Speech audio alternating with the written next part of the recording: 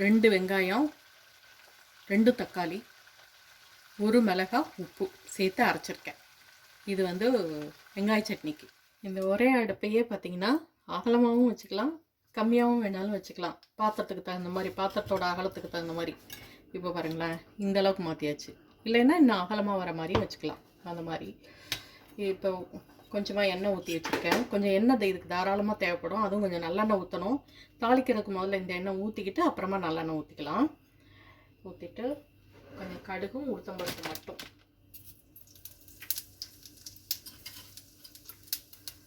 உளுத்தம்பருப்பு அவ்வளோதான். கூட கருவேப்பிலை போட்டுக்கணும். கருவேப்பிலை எல்லாம் எண்ணி தாங்க போடணும், இஷ்டத்துக்கெல்லாம் போடக்கூடாது. இத்தனோடு 4 இனுக்கு தான் $5.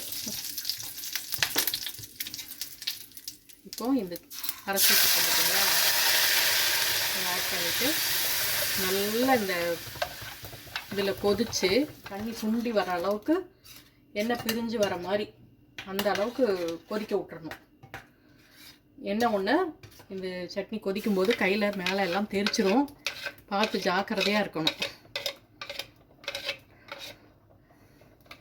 தோசைக்கு ரொம்ப செம்மையாக இருக்குங்க இந்த சட்னி. தோசைக்கு நல்லாயிருக்கும், பணியாரத்துக்கு நல்லாயிருக்கும். அது ரெண்டுமே நல்லாயிருக்கும். கொஞ்சமாக தண்ணி ஊற்றி கூட அலசி ஊற்றிக்கலாம். ஏன்னா தண்ணி மறுபடியும் திரும்ப சுண்ட விடணும், அவ்வளோதான். 4 பொருள் தான். வெங்காயம், தக்காளி, மிளகாய், உப்பு. புளிப்பு கம்மியாக இருக்கிற மாதிரி தக்காளியாக இருந்ததுன்னா 1 கொட்டை புளி சேர்த்துக்கலாம். இது புளி தேவையில்லைன்னு நான் விட்டுட்டேன். அவ்வளவே தான். கொஞ்சமாக தண்ணி ஊற்றி அலசி இதுக்குள்ளே ஊற்றிட்டேன்னா கொதிச்சு நல்லா மூடி வச்சிடலாம். மூடி வச்சு நல்லா கொதித்து வரட்டும். சுண்டி இறக்கும்போது உங்ககிட்ட திரும்ப எப்படின்னு காட்டுறேன். பாருங்கள், சட்னி சுண்டிட்டு இருக்கு பார்த்தீங்களா. இன்னும் சுண்டணுங்க, நல்லா சுண்டி எண்ணெய் பிரிஞ்சு வர்ற அளவுக்கு சுண்டணும். இது இங்கே வெங்காயம் தக்காளியெல்லாம் செம்ம தண்ணி விடுதே, அதனால் எல்லாம் தண்ணி விட்டு வந்துட்டு தான் இருக்குது. இது அரைக்கும் போதும் சரி, திரும்பவும் தண்ணி ஊற்றவே இல்லை நான். வெங்காயம் தக்காளியில் இருக்க தண்ணி தான் இன்னும் நல்லா சுண்டணும். சுண்டதும் காட்டுறேன். எப்படி எண்ணெய் பிரிஞ்சு வந்துடுச்சு பார்த்தீங்களா. நல்லா இவ்வளோதான் வெங்காய சட்னி.